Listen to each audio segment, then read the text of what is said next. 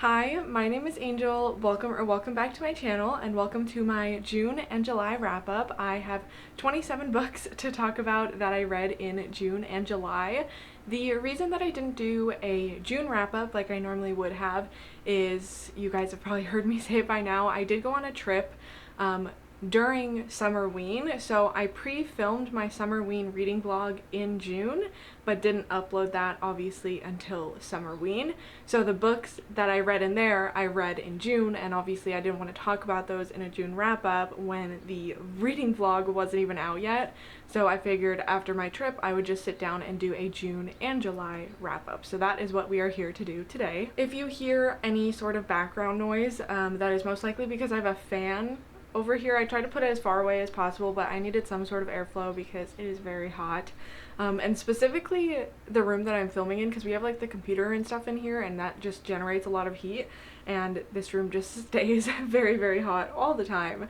Anyways, let's go ahead and get into it. I'll go through June first and then we'll move on to July.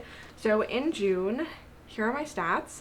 I read 14 books, which equaled out to 2,041 pages and 24 hours and 18 minutes of audiobook. So for my Summerween vlog, I chose 5 books to read. I ended up reading 3 and DNFing 2. I had Narcissus by Godfrey and The Caretaker by Wiley, which both ended up being 3 stars, and then Vulgaris by Margie Sarsfield was a 4.5 star for me. That video will be linked down below if you want to see my full thoughts on those books and also my thoughts on the 2 that I did DNF. I also uploaded a dedicated vlog to my most anticipated release of the year, which was Dead But Dreaming of Electric Sheep by Tremblay. Again, I'll have that video linked down below. It is spoiler free. I ended up only giving that 3 stars, and it was a bit of a disappointment because I did fully believe that it was going to be a 5-star read, but that's okay, whatever. I think that's everything that I made content on in June. So getting into everything else that I haven't talked to you guys at all about, unless you follow me on Goodreads, which again is always linked down below. You can add me on there. I pretty much accept every friend request. So if you do want to stay like more up to date with what I'm reading and see my reviews, you can always do that there. Anyways, starting with the lowest rated and working our way up in the month of June, my lowest rated book was House of Idyll by Delilah S. Dawson. I gave this 2.5 stars. I had high hopes for this because I really liked Bloom by this author and Guillotine by this author, and so I thought this one would be really, really good. It is about like this famous rock band that now kind of has a cult. They have like a commune where they bring in struggling artists and they give them a space to live and create art and hopefully gain fame on their own. So that is what our main character kind of gets roped into. She meets one of the celebrities from this band and they bring her to the commune, and things are weird and things progress as the story goes on. I honestly don't remember too much of it. I just really was not a fan of this one. Delilah S. Dawson, it is kind of a common theme in her books that the main character is faced with a lot of red flags presented in another person and they just kind of ignore them and go through that. And in the other 2 books I feel like it kind of made sense, but this one I think like the character was just really stupid at certain points, and I feel like we also didn't get to know her because like we see her at the very beginning of the book like losing her job and losing her house, and like she's in this really dire situation when she gets picked up, but outside of that like we never really get to know her that well. And then at the end, like when things get crazy and it really does pick up, it goes so quickly and is over so fast that I feel like it wasn't really worth it to how much I was kind of disliking the story before that. So that was House of Idyll. Getting into 3-star reads, the first one is Nobody's Baby by Olivia Waite. This is the second book in the, what is her name? Dorothy something. I don't know what her name is, but it's like a sci-fi cozy mystery, and I'm not really a cozy mystery fan, but I feel like these work for me because of the sci-fi setting. I really, really like it. They are on this ship in space and they've been there for hundreds of years, and how they stay there is kind of explained in the first book, where every person has a book of like their life and their memories in the ship's library, and so like if something happens to their physical body, they can just create a new one and upload that book into that person's consciousness. So therefore everybody can basically just like live forever, and we are following one of the ship's detectives, and in this one she is investigating a baby that pops up out of nowhere. Nobody on the ship is supposed to be able to reproduce. Like I said, they've been there for hundreds of years and have never had a baby. So this baby pops up, nobody claims it, and she has to investigate and find whose baby it is. I don't know, I really liked it. I probably will continue in the series because they are so short. Again, I like the sci-fi element of it, and the mysteries I feel like are intriguing, but they're not like really long and drawn out, and I like the way that everything comes together. So hopefully as I continue in the series I will continue to enjoy them and I won't get tired of them. Then I read a non-fiction, Empire of AI. I have to get the subtitle for this book, so give me just 1 second. So the official full title is Empire of AI, Dreams and Nightmares in Sam Altman's Open AI by Karen Howe. I picked this up because I saw somebody else recommend it as like a book if you want to learn more about AI and how it was created and constructed and gotten to the point that it has gotten to today. And I feel like there was some useful information in here, but a lot of it was stuff that like I personally didn't really care about. If you are really into like the tech industry and like following all of the news within the tech industry and the developments, then maybe you would like this a little bit more. Karen Howe, I believe, is a journalist who has followed OpenAI since the very beginning and has been very involved in the tech industry and following every single movement they make. So she really does take you through that in the book of like how OpenAI was founded and all of like the things that went on behind the scenes of like the CEO being switched out and then Sam Altman being like kicked out of the company and then brought back into the company. And she does go a little bit into like how AI was created and how it works and how, you know, the detrimental impact it has on our society and our environment. That aspect is what I wanted more of in here, but I don't think that's necessarily the book's fault because I picked it up for that reason and that's not what the book was trying to do, so I'm not faulting her. But overall, I do feel like it was a little long and I feel like there was a lot of information in there that wasn't needed. But now we are moving into 3.5 stars. Cruelty Free by Caroline Glenn. This is a stunning cover. This is one of those like kind of good for her feminine revenge stories. We have this woman who was a very famous actress and her daughter is kidnapped when she is very, very young and presumed dead shortly after. So she kind of steps out of the spotlight. She divorces her husband, who is also very famous, and this is many, many years later. She decides to come back to Hollywood and she wants to start up a skincare company, and she ends up pairing with this other woman who has kind of been cast out of Hollywood for other reasons, and yeah, they find some very not cruelty-free ways to create their skincare products and just kind of go on a killing rampage. I really, really liked the first bit of this where we are getting flashbacks to what happened the night that her daughter went missing, and it just had a very classic like mystery feeling to it, and I was so invested. I wanted to know what happened, like where did the baby go, who did it, and then it just kind of takes a different turn because it gets a lot more focused, like I said, on that revenge element and the killing element of it, and then also the relationship between the two women. I don't know, it lost me quite a bit. And then I feel like at the end, when we do come back to the mystery element that kind of started the whole thing off and we do actually find out what happened to the baby and who did it, I just thought that it was kind of silly. So the first half was really, really great. The second half, not so great, hence the 3.5 star rating. Then I read Until Death by Mary Berman, which was a book that was kindly sent to me by the publisher, a complimentary copy. I almost said complimentary coffee. Like, I wish they sent me a complimentary coffee. Anyways, this is a debut horror novel. This is about a woman who, when we start off the book, she is with her elderly mother whose dementia is slowly progressing, and she is moving her out of her home into an assisted living facility. It is very, very tense and difficult. They've never really had a good relationship. It has always been very tense.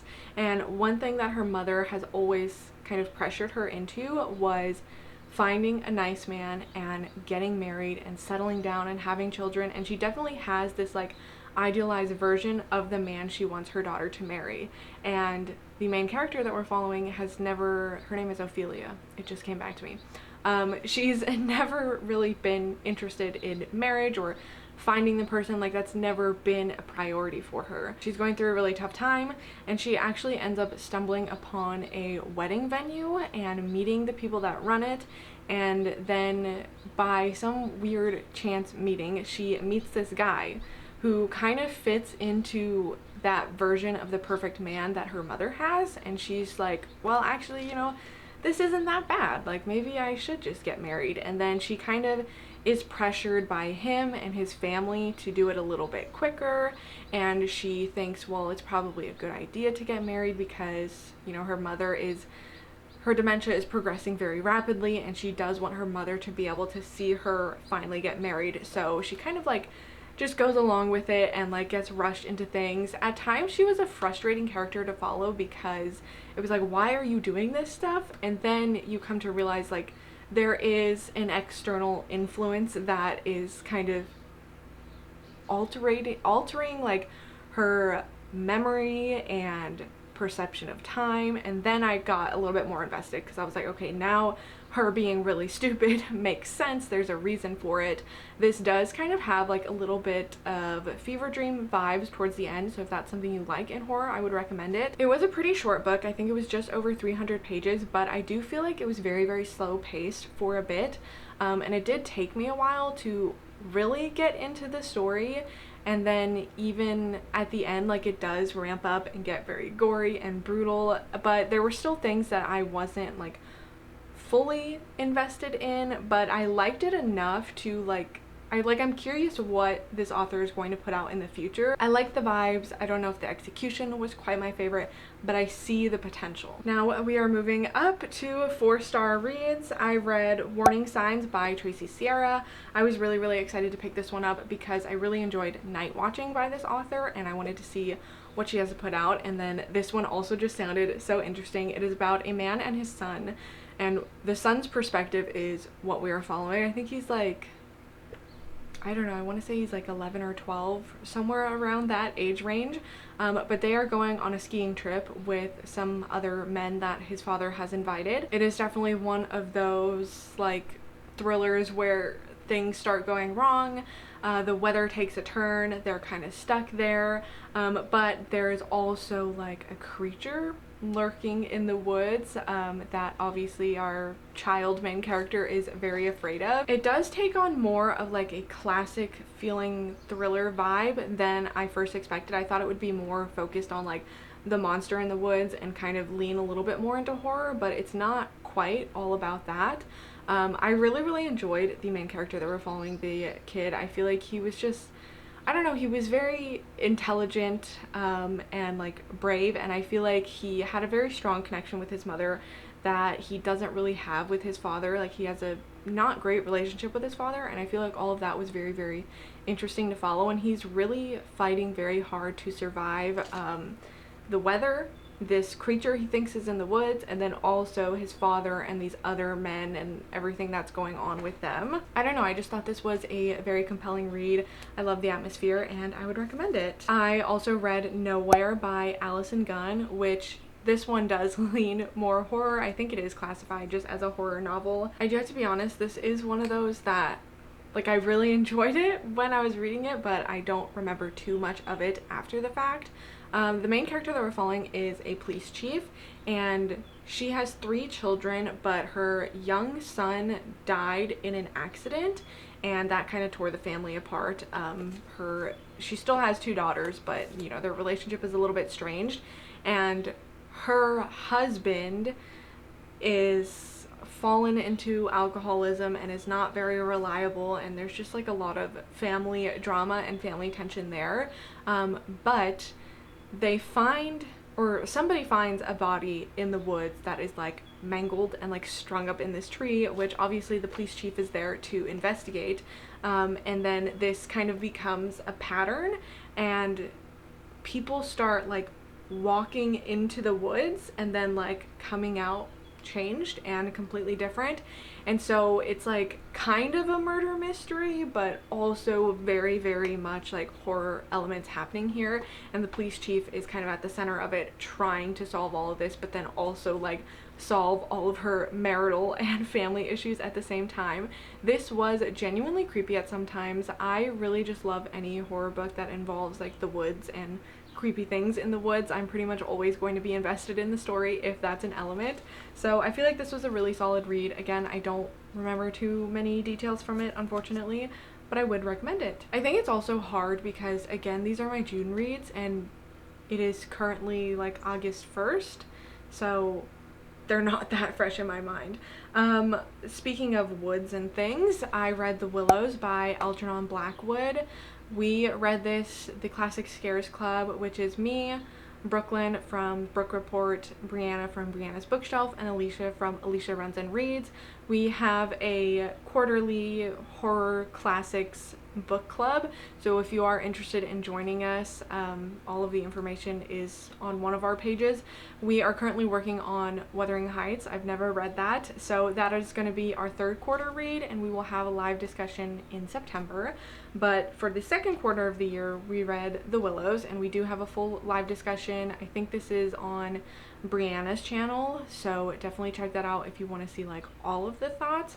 I really, really enjoyed this one. This was written in like, I think it was like 1907 or something, like a long time ago, but at times it felt very modern. I don't know, it just like, it was kind of funny. I really liked the writing, and basically what the story is, two men are canoeing down a river and they stop to set up camp for the night, but all around them are these massive willow trees, and they start to believe that there is some evil or some presence or some type of god that is watching over this area, and that the willows are a part of it, and that these trees are just like sinking closer and closer and closer to them. Also, they are at the time of the year where like the water is rising, so it is slowly flooding as they're on this island, and they're like, they were warned before going down there that it was really dangerous and they shouldn't do it and they shouldn't mess around with those parts. So it's very like existential at points, and it's definitely, I would classify as cosmic horror, which is kind of fun because this does predate Lovecraft, but it is very, very clearly cosmic horror. There were so many quotes I underlined that I really, really liked in this. Again, if you really want to know, you can watch the live show where I did share a lot of quotes that I liked. But this was a really solid classic horror book. It's a novella, and honestly is like a perfect summer read, especially if you live near water. If you can go sit by a river and read this book, I would highly recommend it. I feel like it would genuinely creep you out. Switching tones a little bit, the next 4-star read that I had was Our Perfect Storm by Carley Fortune. This is a kind of, well, it's like childhood best friends to lovers. At the beginning of the book, the main female character is engaged. She's getting married to somebody. She wakes up on the day of the wedding and he has left, and he just left her a note that was like, sorry, can't do this, gotta go, bye. And that's pretty much it. So she is obviously like very distraught by this, and her family and friends really come together to try to lift her out of it, and she ends up going on the honeymoon trip with her childhood best friend, who there's always been like a little bit of something, like one of those friendships where her parents, her siblings, like everybody in their life kind of thought they would end up together at some point, but they never did. So they're all like rooting for them to go on this trip together, and like, you know, maybe something happens, and of course it does. Again, the thing that Carley Fortune really excels at is creating that summer landscape for the background of her stories, and this was no different. This was so beautiful. I thought this was really cute, everything that I wanted it to be. It didn't stand out to me as much as some of my favorites by her, but I still really enjoyed it. I don't know if this relationship is one that will stick with me for that long though. Like, if we look at This Summer Will Be Different, Felix has never left my mind for a day in my life. So I don't think Our Perfect Storm really is quite the same, but I still really liked it. And last but not least, I feel like this video is gonna be so long. Last but not least, for June, I had one 5-star read, which was The Caretaker by Marcus Kliewer. So excited because it was a very anticipated read of mine, and I'm so glad that it did measure up to the hype that I created. This is about a girl who is really struggling, and she really needs a job and she really needs money. She's a caretaker for her sister, and they're living in this old motel room and about to get evicted from it because they don't have any money. So she's really struggling, and she sees a job for a caretaker position, and the job is advertised as being a caretaker for an elderly man for like a few days. And she goes there and they tell her, well, actually, you know, the job's a little bit different. You're really going to be taking care of the house, and we have all of these weird rituals that you have to follow while you're here, and yeah, don't fuck it up. But also the weird thing is that they don't like give her this information until after. Like, she has to agree to the job before they tell her exactly what's going on and what she's gonna do, which is like so shady.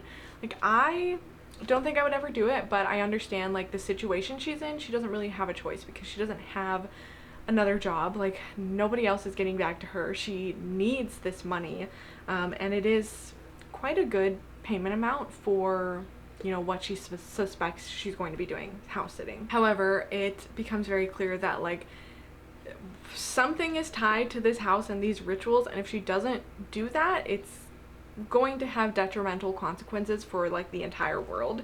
This was so fun, addictive, creepy. I flew through this. Like, I could not put this book down. I was so invested the whole time, and I also was like genuinely freaked out, and I kept like putting myself in her shoes of like being alone in this house and all this weird shit is happening, and you can't really do anything or call anybody or go anywhere because of the circumstances that are happening that you come to learn in the book. And it's like, it really freaked me out. I think a lot of people don't like this book because it has kind of an ambiguous ending and you don't get every single answer that you could ever want. I do agree, like, it would be interesting to get a little bit more background as to like how these rituals started and why this house is tied to it and other questions that we could have, but I really liked it. I liked the ending. It was like, it was fucked up and I didn't see it coming. It is kind of ambiguous, but when I read it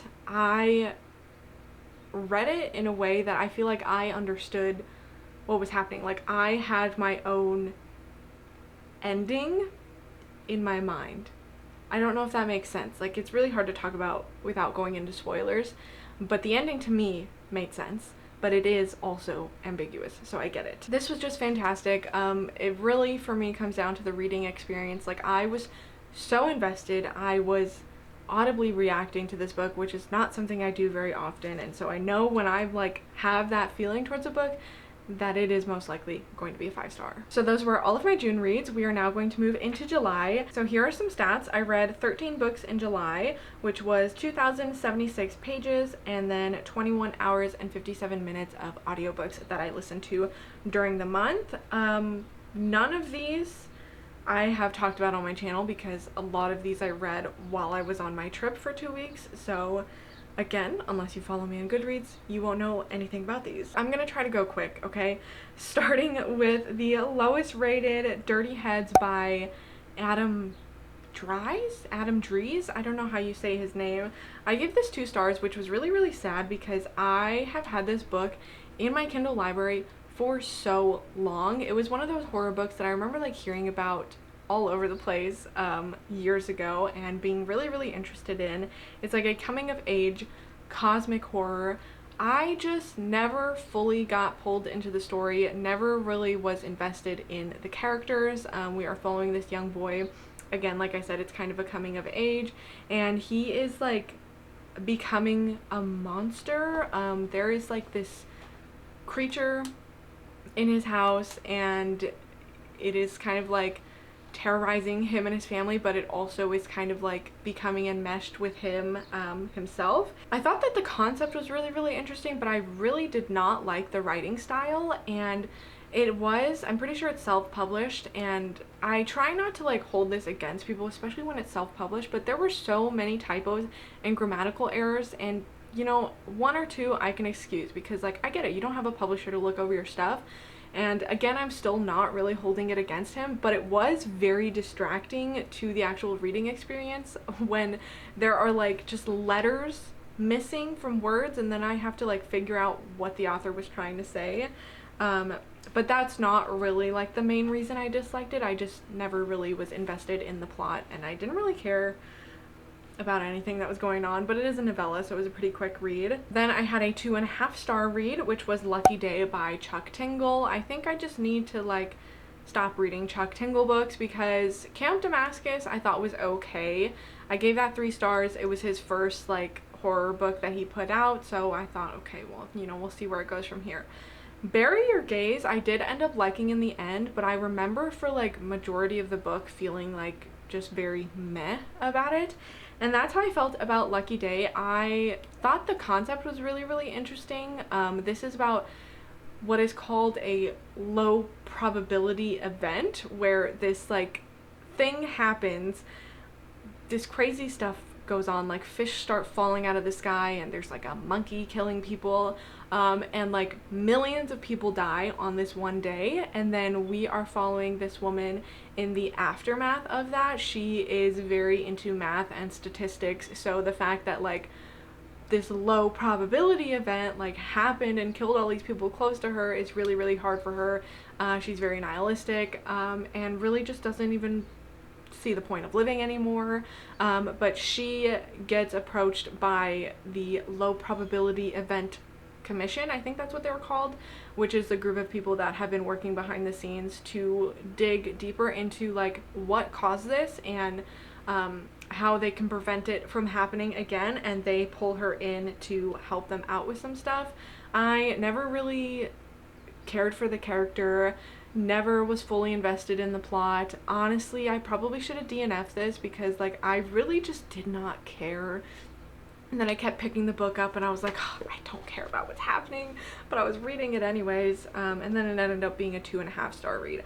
I don't think it was a bad book, I just think I really didn't care, so that's why I landed 2.5 stars, right in the middle, half of 5, very average for me. Moving on, I read The Sundowner's Dance by Todd Keisling, I think. I never write down the author's names in my reading journal, so I always have to remember them.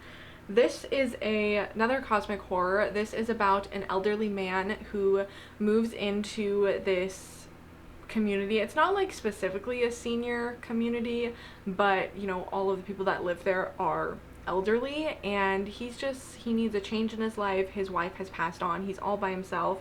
So he decides to move into this home and, you know, kind of get a little bit of a sense of community, get some socialization. He doesn't want to be a lonely old man, but he very soon finds out that there's like weird shit happening in this community. They're having like parties at 1 o'clock in the morning every night, and they talk about like the moon, and they're like, the moon is always watching, the moon sees all, and he's like, okay, y'all are crazy. And then they find out that there's like this piece of a meteor inside of the community. I think it's like by their pool that they like worship, and he's like, what the fuck is going on here? And then the more he looks into it, the more he finds like they have community ties all over the place, and so he's kind of like in this situation where it's like really hard to escape.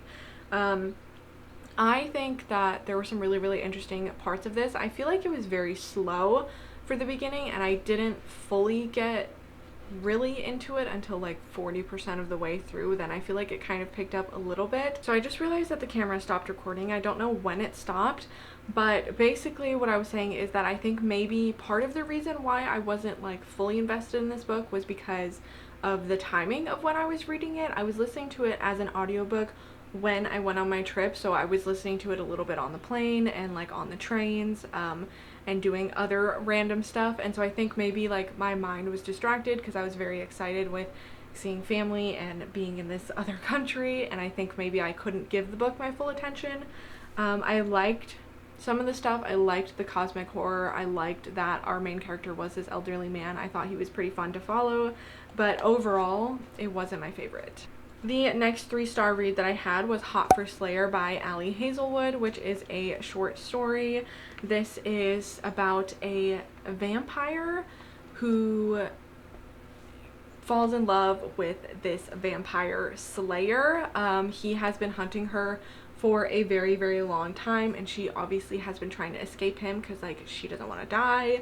And I did not realize this would be a part of the plot. So maybe if you don't want to know, I don't know if it's in the synopsis or not, but what happens is he ends up hitting his head and getting amnesia and like not remembering that he's supposed to be killing her, and then he just like wants to be around her all the time, and then they like fall in love. I thought it was funny, silly, cute, sexy, I don't know, everything you expect I guess with Hazelwood, but it wasn't, I don't know, I just like wasn't feeling that connection to the characters, again because maybe it's a short story. So it was a 3-star. I feel like a lot of people are giving this like 4 and 5 stars that are really, really into it.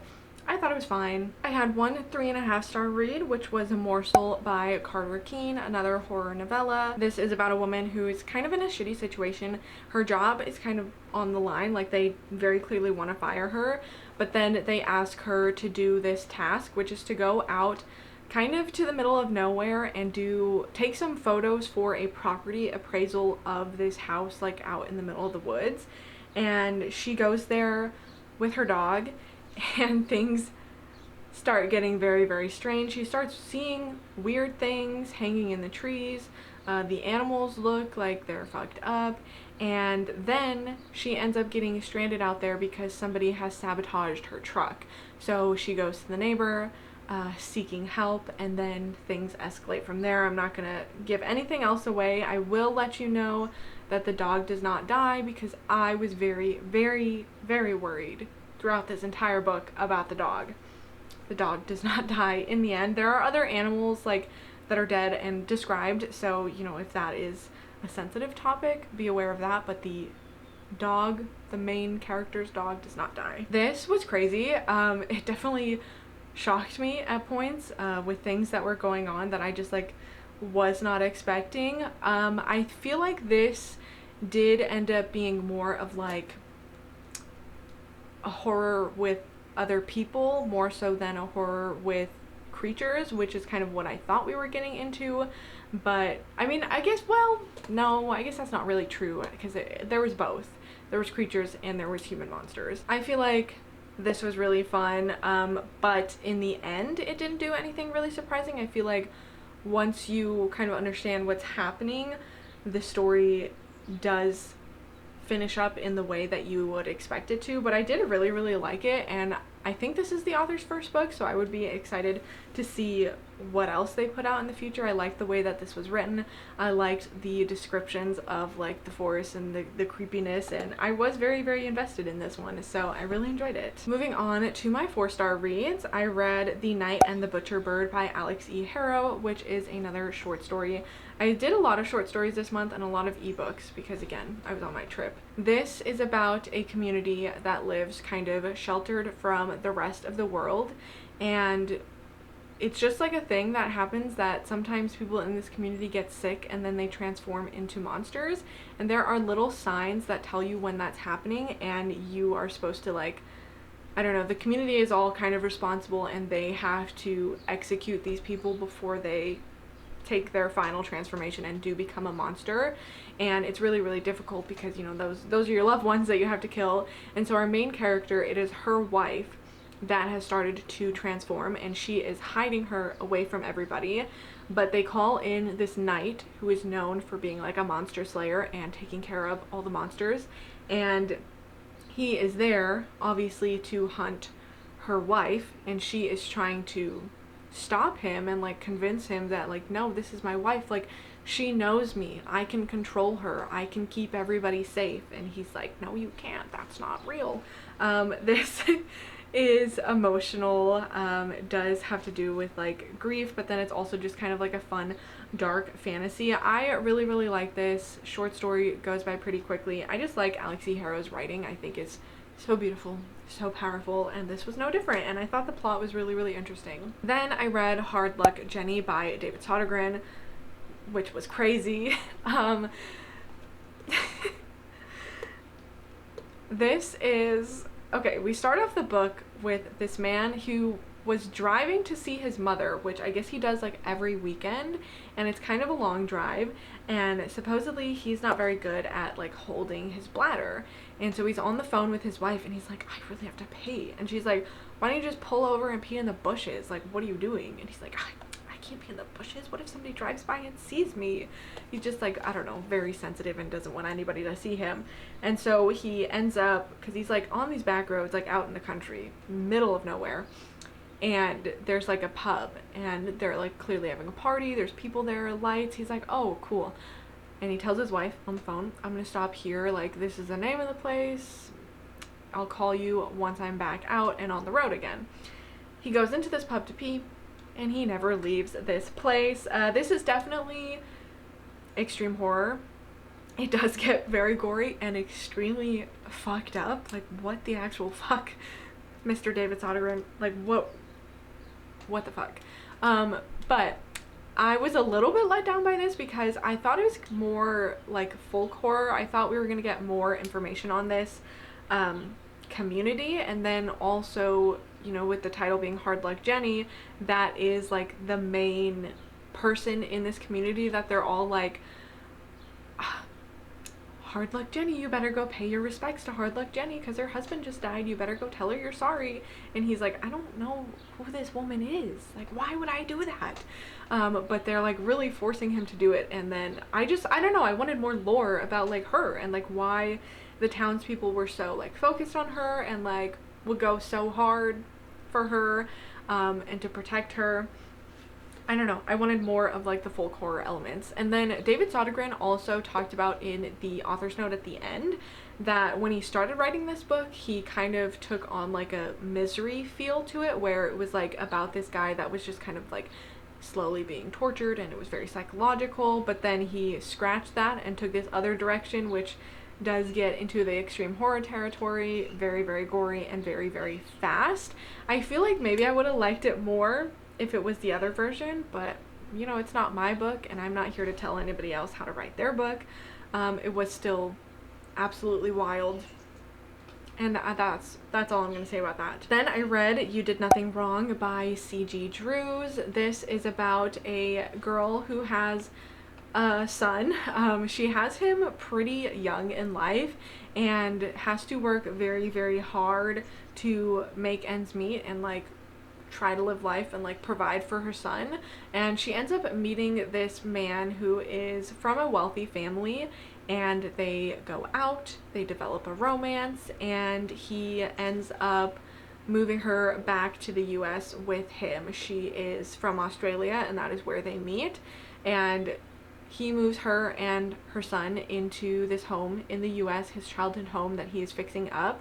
And the child definitely has some like issues, like he has some developmental issues, but a lot of it also does come with his upbringing. Like he had a really tough time as a child. I mean, he's still a child, he's 6 years old, but up until that point in his life has been very difficult. So it's definitely had some developmental issues on him. So it's one of those kind of like evil children type stories, but like not really.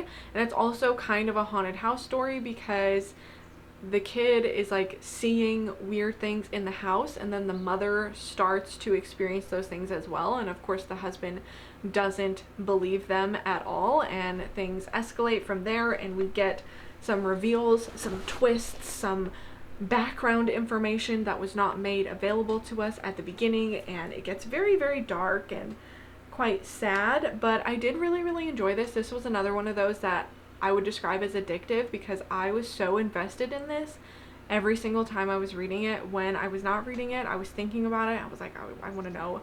Like, I was theorizing constantly in my head about what was going on, and I feel like this was a really, really solid read. Then I read The Gate of the Feral Gods and The Butcher's Masquerade, which are books 4 and 5 in the Dungeon Crawler Carl series.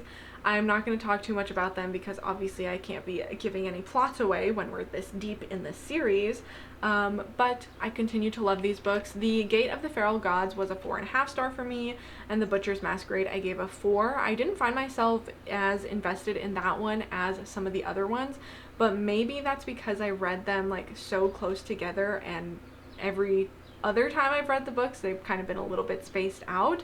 So I think I'm going to give myself a break before I go into the next one, because then I feel like my intrigue and interest and investment will be a little bit higher because I'll just be happy to be back in that world.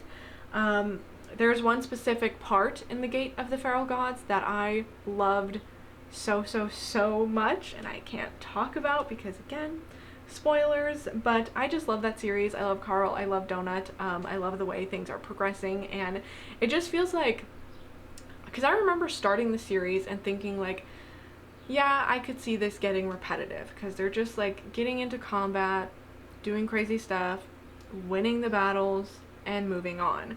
But it does really feel like Matt Denneman is like pulling something like crazy out every single time. Like, he's like, I don't know, you think like it can't get crazier than this, and then it does, and you're like, what the actual fuck is going on? Like, he really is just like throwing shit at you that you could never see coming, and I love that because like it doesn't get boring or repetitive because there's constantly new stuff happening and new developments, and you're like, I don't know, kind of mind-blowing at times. And then I had 2 5-star reads in the month of July, which is great because I was in kind of a 5-star drought. I feel like the 5-star drought is over. I read The 6 Deaths of the Saint by Alex E. Harrow, another short story. This is no surprise it was a 5-star because this is the short story that inspired the novel The Everlasting, which has been my top read so far this year. I've probably heard that before reading it and then just like completely forgot, and then I was reading the short story and I was like, this is The Everlasting. Like, this had to have been what inspired The Everlasting. And it was. So just kind of like a same kind of story of like this romance with kind of like a time loop situation, but it's also very bleak and sad at times. And I'm not going to say any more than that, but obviously if you like The Everlasting, I would recommend going back and reading this story. If you've liked this story, then you definitely need to pick up The Everlasting. And then my last 5-star read for July was Nothing Tastes as Good by Luke Dumas, which again is another one that was very, very anticipated for me that I'm so glad lived up to that hype that I had inside of my mind. This is about a man who is obese. I think at the beginning of the book he's at his highest weight, which is 323 pounds, and he's always struggled with this, and fat phobia is a very, very big thing in the book, as you could probably tell. Also disordered eating, so if you're sensitive to either of those topics, I don't know if I would recommend this because it does go very in depth into both of those things, and you do see like how cruel people are to Emmett, that's the main character, for his weight. But the plot really kicks off when he sees an ad for a drug trial, an experimental weight loss drug called Obexity, which is, you know, Ozempic? Is it? I don't know. Anyways, but he signs up to do this trial and he does get approved to go into the trial, and he starts on the drug and rapidly is losing weight. I think he loses like 100 pounds in like 3 months, which is kind of crazy, and like everybody around him is like, bro, are you good? And he's like, yeah, I'm just like working out, I'm doing my CrossFit, because he can't like say that he's on an experimental drug, and then everybody's like, oh wow, keep it up, you're doing so great. Like, are we not concerned? But again, that says a lot about society. However, there are a lot of side effects that come with this experimental drug, and he does develop a taste for human flesh, and it is one of those kind of cannibalistic, crazy horror stories, but I just really liked. Again, I feel like it had a very addictive quality, and I like just sat down and devoured this book, which is really funny. It's also mixed media, which made it, I don't know, it really helped to break up the book, kept that quick pacing, kept me invested, because you get reports from after everything that happens, so you know like what's going to come. You have an idea of like how things are going to end, but you don't fully know exactly what happens. So you're getting like the buildup and the aftermath at the same time, which I thought was so fun. I also really loved following Emmett as a character. I've never been someone to really struggle with my weight, but I still feel like he was so relatable, and I feel like everybody will find some part of Emmett that they can relate to, just with his way of thinking and the way that the world treats him. It's just so sad, but that made it so much more like interesting of a story, is because he was so relatable and you really feel that empathy for him. And it's like, okay, he's eating people, but like, you know, whatever, like I kind of am rooting for him, like eat him, you know? I just really enjoyed this whole story. I will say, like, there were a few things that I feel like I could get really nitpicky with and say that I wasn't a big fan of, but overall, again, the reading experience wins out. I was invested, I was addicted to this, I was audibly reacting to this, and I just couldn't wait to find out what happened, and that makes it a 5-star for me. And very last but not least, I did have one reread. I reread Lights Out by Nevessa Allen, okay, because I was thinking about, I know the third one came out, I feel like not too long ago, and I was thinking about how disappointed I was by the second one, and how many negative reviews the third one is getting, and how I don't want to read the third one because I feel like I'm gonna hate it. And I was like, I just want to read something like Lights Out, and I was like, well, you know, why don't I just read Lights Out again? So I re-listened to the audiobook, and I think it held up to the 4-star that I gave it when I read it last year. I don't know if I will need to reread it again after this, but it was fun, you know, it was fine, and I'm happy that I did reread it. So with all of that being said, I feel like I just talked for so long, but those are all of the books that I read in June and July. Again, any videos that I mentioned will be linked down below if you're looking for something to watch after this. But if you've made it this far, let me know what your favorite book from June and your favorite book from July were. With all of that being said, thank you guys so much for watching, and hopefully I will see you next time.